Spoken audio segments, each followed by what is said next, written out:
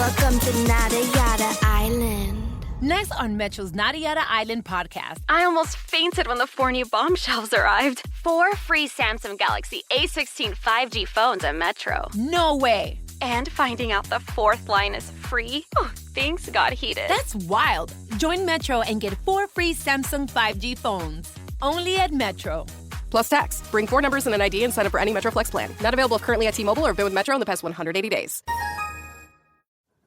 Welcome to Mind Love, Episode 8. Today's episode is all about grabbing life by the balls through rituals. Turn up your frequency with Mind Love. Bite-sized brain hacks for seekers, dreamers, and doers. It's time to give your mind a little love with your host, Melissa Monti. Hi, friends. It's officially the second week of 2018. How are everyone's New Year's resolutions going? If my listeners follow a statistical pattern, that means only about 8% of you are on track. Bummer, right? I've been in the same boat. Actually, every single year. I start out strong with my resolutions, and within a few months, who am I kidding? Actually, sometimes within a few days, those New Year's resolutions were shot completely just out of the window. This year, I'm pretty stoked to say that I think I'm going to accomplish all of them.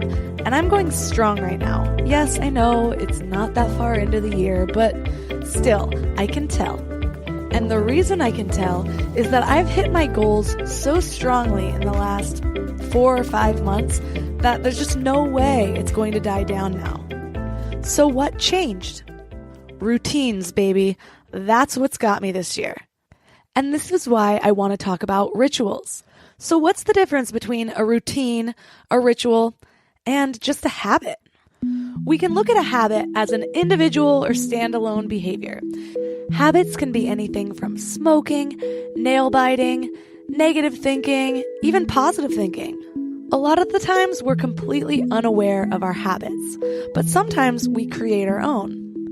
But even when we do create our own, the goal of a habit is to get it into the subconscious part of our mind, to where we can perform the task without even thinking about it. A routine is an acquired behavior pattern, or a set of actions that we choose to do continuously to where it becomes almost involuntary, or it becomes a habit. And a ritual is a specific way of performing a routine or a task. It's like taking that habit or routine out of the subconscious and performing it with mindfulness and awareness. Rituals and routines, for that matter, are actually a great place to start revamping your habits. So why is this important? Well, we all have so much willpower in our day. This isn't my first time saying this, and it definitely won't be my last because it's important. But often we waste our willpower on a bunch of dumb shit. We wake up, check Facebook, respond on Facebook, comment on Facebook, check email, respond on email, check Instagram. Before we know it, we're shot, and all we want to do is binge on Netflix. And that's because we're using up our willpower. So the last half of 2017, I made it my mission to completely transform my habits. And one of the most effective starting points was my morning routine, for a few different reasons. First, it's the most common spot that you'll hear of people having routines. You rarely hear of a midday routine. And second, it's how you're starting your day, so you're not using any willpower beforehand. So where I used to just casually wake up and see where the day took me, now I wake up, drink a large glass of water, take my vitamins, ironically they're literally called Ritual, go to yoga, meditate in the car using one of my 2 favorite meditation apps, come home, make a matcha latte, write in my gratitude journal, and review my planner, which I planned the night before. My morning routine is probably my favorite part of the day, which is funny because tons of people say they're not morning people, despite the fact that there have been tons of studies that morning people, I'm doing air quotes, but you can't see me, are proven, air quotes again, to be happier. My theory is that they just have more control over their day or themselves. But I added one last thing to my morning ritual, about 2 months ago, and I'm loving it. It's the Moon Deck, and you can think of the Moon Deck like a beautiful, badass version of Oracle cards. There are multiple reasons that I love this deck, and the first is how beautifully written they are. They're basically an interactive tool for connecting to your intuition, and each card shares insights on growth, your purpose, transformation, practice, and creativity. But I use them as a daily tool for self-reflection and meditation. But my favorite part is that they come with an action plan. So rather than just momentary inspiration, it gives you the first step towards making a change. And it feels eerily personal. For example, the one card that I chose on New Year's Day was called Rebirth, and it was all about shedding old habits that no longer serve us and starting fresh. How perfect is that for New Year's Day? And my New Year's ritual was a free write on writing about the rules or beliefs that are outdated and that are no longer serving me. It's an extremely powerful exercise. Like I said before, a lot of our habits are so unconscious that we don't even know that they're happening. So to bring that kind of awareness to these things, to write it down on paper, and to give yourself a little promise to release them, it can really work wonder in our lives. So today, I am titillated to bring to you the creator, founder, and author of the Moon Deck. Her name is Orana Leah, and she is amazing and has so much wisdom to share. In this episode, 3 key things that we're going to discuss are the power of both positive and negative rituals, what it means to show up for yourself, and a powerful journal exercise to help you tap into your subconscious. Before we go deep today, I want to give you a little gift, and I want to give it to you every single day. It's called the Morning Mind Love. I know how life can be. You're all fired up after an inspiring episode, and then a new day or a new challenge comes at you, and it's just hard to keep up that energy. Well, the Morning Mind Love is kind of like an oracle from your higher self to help you start each day with a positive focus. Plus, when you sign up, you get 2 free gifts, a 30-minute binaural meditation and 30 days of journaling prompts to help you remember who you truly are. And it's all completely free. So join over 9,000 people and go to mindlove.com to sign up or text the word morning to 33777. This episode is brought to you by Shopify. Upgrade your business with Shopify, home of the #1 checkout on the planet. Shop Pay boosts conversions up to 50%, meaning fewer carts going abandoned and more sales going cha-ching. So if you're into growing your business, get a commerce platform that's ready to sell wherever your customers are. Visit Shopify.com to upgrade your selling today. Welcome to the show, Orana. Thank you. My name's Orana, and I'm the author and co-creator of the Moon Deck and kind of the founder of it. I pulled the pieces together, and creating a deck is a vision that had been sitting with me for some time before I pulled the team together. Why an oracle deck? What called you to create a deck rather than, say, write a book? I've always used decks for such a long time. I've collected decks, whether it was kind of from the Louise Hay movement of affirmation decks or tarot decks. They've always just helped me because I'm a very visual and experiential learner. And I felt like these cards help to take maybe bigger ideas or practices and create a single image and sentence or concept to work with. And that just really helped my brain, to be honest, to sit with something that was meaningful. And also this feel of an oracle, of setting an intention and then selecting something that felt like there was some magic to it, and then reading it and it being completely on point with what I needed in that moment. And that seemed to happen over and over again for me. I just think so much of this work in the personal and spiritual development world, at least for myself, starts from our own trauma, from our own healing, from our own need to do things differently. And then in my case, it eventually turned into my passion and my career. You said that the idea of creating a deck had been sitting with you for a while. Do you remember what sparked that interest? Yeah, I teach yoga as well, and I used to do these big yoga and music events many years ago called Yoga Soundscape, and I would paint my own words on paper and pass those out to the students. And that was a fun way of giving it this oracle feel. And there would be, inspiring words or affirmation cards. Whatever I shared with someone, it was the same response. They would get the perfect card or the perfect word. So I just started to see that this was something that was also working for others. And then that was like probably 2010. I found an old journal entry that in 2010 that mentioned wanting to create a deck. So you began the process of a deck in sort of an organic way. Once you realized that this was an idea you were serious about, what were the first steps that you took?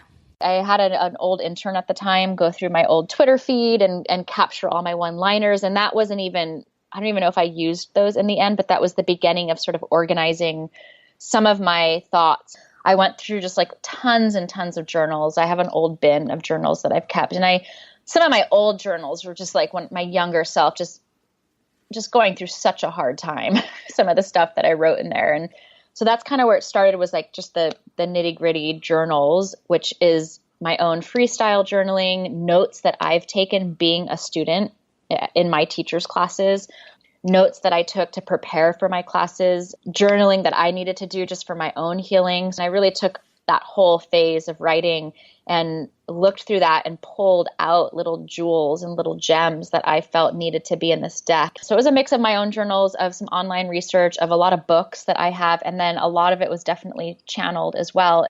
Writing, whether it's a book or a deck, is super hard. Some of my most frustrating times have been trying to organize my thoughts on a page. I'd find myself making a second cup of coffee, even though I was already hyped up on caffeine, carry the mug around, stare at my computer screen, type a sentence, delete it, sip my coffee, maybe write one more sentence. What was the process like for you to complete something so beautiful? Some days the writing flowed a lot easier. Others, it was a real struggle. I would sit there for 3 days, barely getting anything out. And then finally that fourth day, things would flow again. So it was a real act of just showing up no matter what.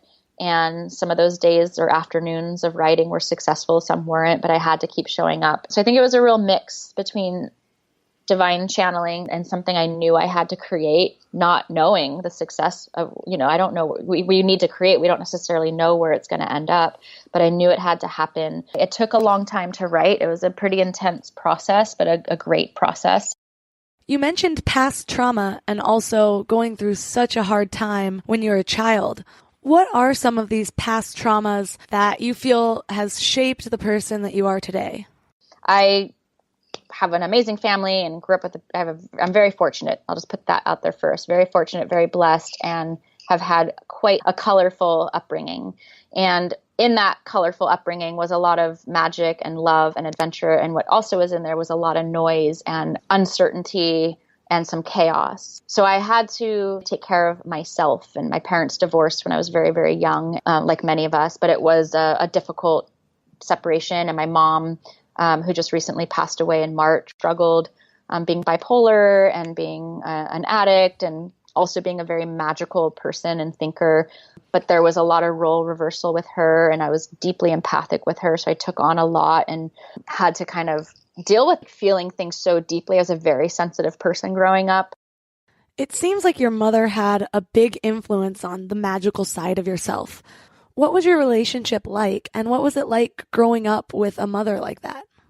But yeah, it was tough growing up with my mama. It was tough, but it was also really magical. And I kind of had the best of both worlds with my family. My father's like super practical, super success oriented, very of the earth. Vacations with him would be really cool places and like a hotel. And whereas vacation with my mom, we like go in the car and drive across country and like camp out in Hawaii for 2 months with the locals and do what we can to get by. And so it was kind of the best of both worlds. And she taught me how to have out-of-body experiences at a young age. My great-grandfather, my mom's side has Indian, so he was Choctaw, an Indian chief, and he died when I was 9 months old, and I had very strange and unique experiences with his spirit when I was young, and that was always a conversation I could have with my mom. So in that sense, I could tell her anything at all. But on the flip side, she struggled a lot, and she couldn't get past her pain, and she was in denial about how she carried her pain and her addictions. And there was a lot of role reversal growing up, but there was also a lot of adventure and magic and support. It's very mixed, and I love her so much. And all I can say is when someone you love that much passes away, all the stuff you carry, all the resentment, all the gunk, it really dissipates very quickly when they're gone. In episode 7, we learned that empathic people, or empaths, can feel the energy and emotions of others. So to be empathic with someone suffering from bipolar disorder, especially your mother, must have been very confusing for a child. Sometimes that kind of trauma can manifest itself in dangerous ways, and for Arana, that's exactly what happened. Not really being taught how to work with that sensitivity, and then that transferring into feeling insecure and not feeling worthy at my core because of what I grew up with led to me becoming a pretty hardcore bulimic for a lot of years, probably started in like 6th grade, but really got out of control in 8th grade, and then was up and down through high school, and then kind of disappeared for a while and then would come back with a vengeance. So it was mixed with like this disease, and it was mixed with a true, sincere interest in like holistic living. And so it got a little murky. So it would go from like bulimia and overeating and purging to like not eating enough to then cleansing and then getting really healthy again, then going back to cleansing, but then the cleansing would kick off this bulimia. And it was just this kind of weird dance of searching. I was searching for a cure. This story breaks my heart a little bit because it sounds like my own, only I didn't start as young as Arana did. But it was a long, painful battle for 8 full years of my life. I'm not going to lie and say that I don't still struggle with thoughts, especially on holidays with overeating and weak moments. However, it's taken a lot of healing to change the next action that I would take into a healthier action, like taking a walk. Years of healing, actually. And it might be easy for some of you to judge at home, because why not just stop throwing up your food? Sounds pretty easy to me. For me, my conscious mind told me that it was a quick and easy way to combat the freshman 15 in college. But subconsciously, it was a way for me to control something when everything else in my life seemed uncontrollable. And ironically, very soon this disease was completely controlling me, and it took over my life. I remember sitting in my room, believing with my whole heart that I could never be with somebody, truly share my life with them, because I had no idea how I was going to hide what I was doing every day. And beyond that, I had no idea how I was going to stop. One thing's for sure, I definitely was not showing up for myself. Remembering to show up for yourself is often more easily said than done. In episode 1, I talked about putting on your own mask first and the importance of showing up for yourself so that you can better show up for other people and things in your life. This concept seemed to really resonate with you guys because I got several messages from listeners expressing that they felt guilty or selfish when taking time for themselves. But how can you really help others when you need healing yourself? And I'm not saying that you should kick everyone to the curb just because you've got your own shit going on. But you should realize that your time, your health, your goals are just as important as anyone else's. If that's not motivation enough, Arana's and my own experiences are pretty good examples of what can manifest in the body and mind if you ignore things that clearly need to be handled. So it's been a journey. I've had a lot of roadmaps when it comes to personal and spiritual growth and healing. I think it'll be lifelong, but it was always to find my own sanity, if you will, and balance meshed with a deep curiosity for how it all works, for how the mind works and how our emotions work, and wanting to understand it so deeply, like desperately wanting to understand it and have some reprieve. Whether this is coincidence or not, I've known a lot of seeker souls that have struggled with self-destruction. So I'm not sure if the self-destruction makes you seek answers or if you're more prone to self-destruction if you're a seeker. But either way, I do believe that everything happens for a reason. One of the biggest differences that I see in the Moon deck compared to other oracle decks out there is the inclusion of rituals in each reading. Arana, why are rituals so important to you that you would include them in the deck? And what from your past has contributed to the importance of rituals in your life? Well, I wanted the deck to be interactive. I wanted it to be interactive. I want it to be practice-based. It's always how I'm a teacher of practice. I'm a student of practice. I know the benefits of practice. And this deck is really all about ritualizing the path of self-love. And I think that, and I also say like rituals can be anything from the mundane to the mystical. So there's been times in my life where I've been so down and out that like I just barely can show up for myself. So you know what? That ritual, I'm making my bed every day. That's going to assure that I get out of my bed, I clean up my bed, I like help the energy flow a little better in my room. As mundane as that is, that one action that I stuck to, no matter how I felt that day, started to add up into something meaningful. It started to represent a muscle that I was strengthening to be able to show up for myself. It was strengthening that ability to be devoted and committed. As silly as that is, it could be flossing your teeth, whatever it is. It's like, you know what, I'm going to show up for my well-being. And rituals, I think of them as threads. And some of our rituals are daily. Some of our rituals are weekly. Like we have our Sunday brunch with our beloved or, whatever. And then we have our daily, like our meditation and working with cards and journaling. And then maybe one of our weeklies is like looking at our week and really scheduling it. And then we have our monthly and our seasonal, and maybe even an annual ritual. And all of these rituals are threads. And these threads literally are woven together, just as threads would be. And they're woven together to create a net. And this net is what carries us. This net is what captures us when we're falling. This net is our well-being. And so it's just been proven to me over and over and over again how essential that is. It's been proven to me over and over again, like when I'm not doing that, how much I can fall apart. And coming from a place of some trauma and having eating disorders and my own setbacks, when you look at that stuff, those are rituals too.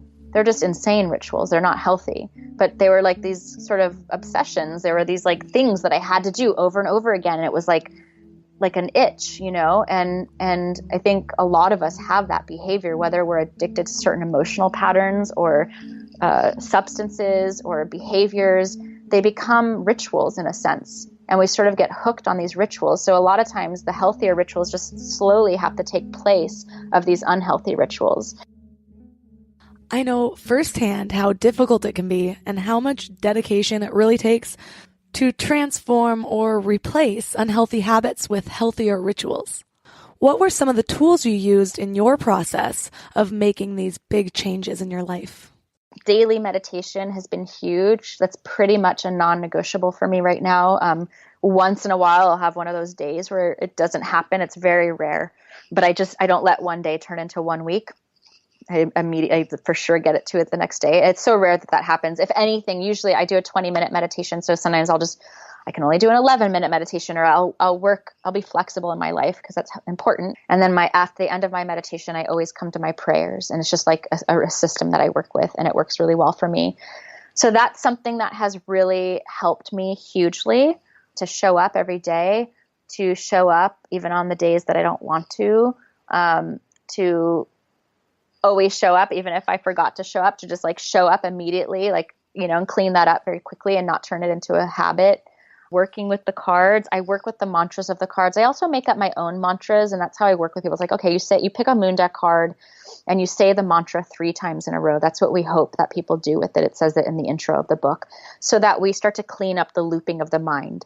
We're not going to stop thoughts. We're not going to stop the mental looping. It's just what happens. But what we can do is change the tone, change the words, build new habits. So the repeating the affirmations on the cards or the mantras 3 times in a row is meant to instill a healthier pattern until it becomes habit.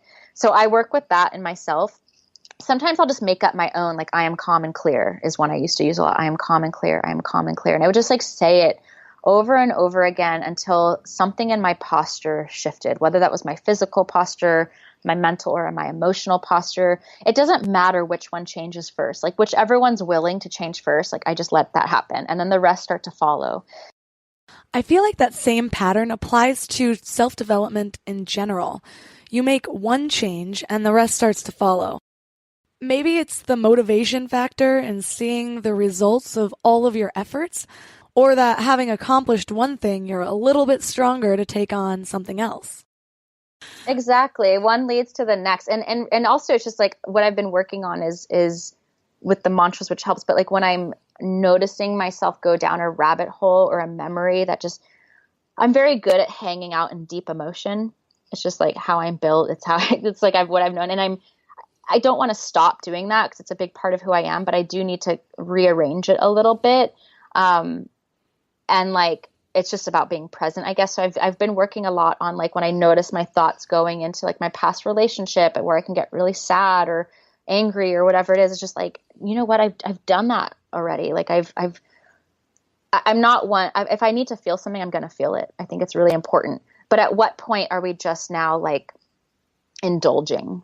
And that's where I'm at now. It's like, okay, I've done such deep processing, and sure, it might still come up and it's wavy, but I don't really need to go down the rabbit hole anymore. It's a really beautiful shift that's happening, and it's, you know, it's changes every day, but I do feel that shift happening. And I think it's just that accumulative impact of all these little things that we do that starts to finally pay off. And that's why the consistency is important, because it does finally start to swell and turn into something. But we have to show up. We have to participate. Now that you've created this amazing deck, you've become a source of wisdom for thousands of people, regardless of whether you feel like your life is a little bit chaotic. In those times of chaos, do you still draw your own cards? And what does it sound like to you? Does it sound like your voice? And if so, does it still have that kind of power for you as it does for so many others? My voice is very much in the deck. I know it very, very well. But it is a part of me, and I don't always think or speak that way. That's a part of me that's like a higher self. And, you know, my older brother is actually a huge, he's one of my best friends and has been a big teacher for me this year. And he's always been, he's my big brother, but he uses the deck. He's a big believer in the deck. And he's just like, when I'm having a hard time, he just reminds me, he's like, where's that person that like wrote that? Or like, you know, all this stuff, you put it in the book. And also recently, Andy, the illustrator, I had this moment recently, really deep gratitude for how much I trust this deck and what it needs to say in any given moment, in any given group. And I told Andy that, and then she's like, well, you need to trust yourself that much because you're in there. And so it's definitely, it's like both are true for me, that I forget and then I go to it, and, you know, my community and the people that support me and can embrace me, whether I'm having an ugly day or a beautiful day, can just be like, well, if you trust that, why aren't you showing up for yourself that way? You teach word weaving and dream weaving workshops. What are these? How are they helpful? And can you explain in detail how we can do this exercise at home on our own time? I'd say the easier one to focus on is the word weaving, which is really just teaching people how to create their own mantras, which are very much in the spirit of the deck, first person, present tense, really like as concise as possible. So like, how can the sentence be like sharp and have rhythm and just carry the words that really emphasize what you're calling in or what you want to embody? And so when I teach that, that's the angle that I'm taking. And so the word weaving is usually, it's kind of a distilling process where I have someone start with their most inspiring people in their life. And this could be a man or a woman, living or dead, a pop star or your family member or colleague. It doesn't matter, but just a couple people, 2 or 3 people who really, really inspire you. And then writing down, like, what is it about them that inspires you? Like Bjork is one of my great inspirations. And the words I would choose for her is an innovative visionary who blends art and spirit and technology, right? Or so the key words there would be innovator and visionary or something like that. So you can have these types of sentences for your people who inspire you, and then you circle your 3 top words that really jump out at you. This is no place for maybe. You really want to go for the yes here. And then say your 3 words were leadership, visionary, and feminine. Just let's say those are the 3 words you come up with after you've gone through this exercise. There you have it. You have your 3 words, and then you write your mantra. And so you've started from these people who stand out in your life as inspirations, which of course we know is a reflection of ourself and our potential. And then you whittle that down to your 3 top words. And then those are the words you craft your mantra with. You write it in first person, present tense, and then you repeat it. And that's your daily mantra that you get to use that's very current to where you're at in your life. And then you can do another one a month later. And that's kind of what the word weaving is. I thought it would be really cool to do a general reading for all our listeners out there, especially at the start of the new year. Sure. Yeah. All right. Let's see. We got the wolf card. I unleash my wildness and choose to be free. I unleash my wildness and choose to be free. I unleash my wildness and choose to be free. So this is the wolf. We have 9 animals in the deck. This is one of them. And the wolf in this case, in the moon deck, is not representative of the lone wolf. I mean, of course, it could be that. But in this case, in the way it's written in the book, it's about the pack wolf. And the pack wolf is very loyal to its mate. It's very loyal to its pack, to its community. But it also has a deep desire to go out on its own, to go explore and observe and learn on its own, to fulfill its own curiosity and desires.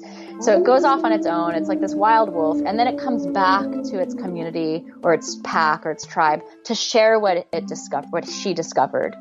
So that's kind of like what this one represents. And so it's going to be really different for everyone hearing this because we want our own insights and subconscious to be awoken here. And that's not wrong. Like this card triggers something for someone. And we want to follow that trigger and see what that's about in relationship to the meaning of the card. So this is a card that's asking us to choose what freedom means to us as we embark on a journey full of personal discovery. And for some of us, it might mean really going out there and being super wild and free on our own. For others, it might mean taking a stance of our freedom and wildness within our family or community. And the individual will, of course, know for themselves what rings true. And sometimes we need that like leaping. If we've been feeling constricted or bound, that call for freedom is going to be something very different.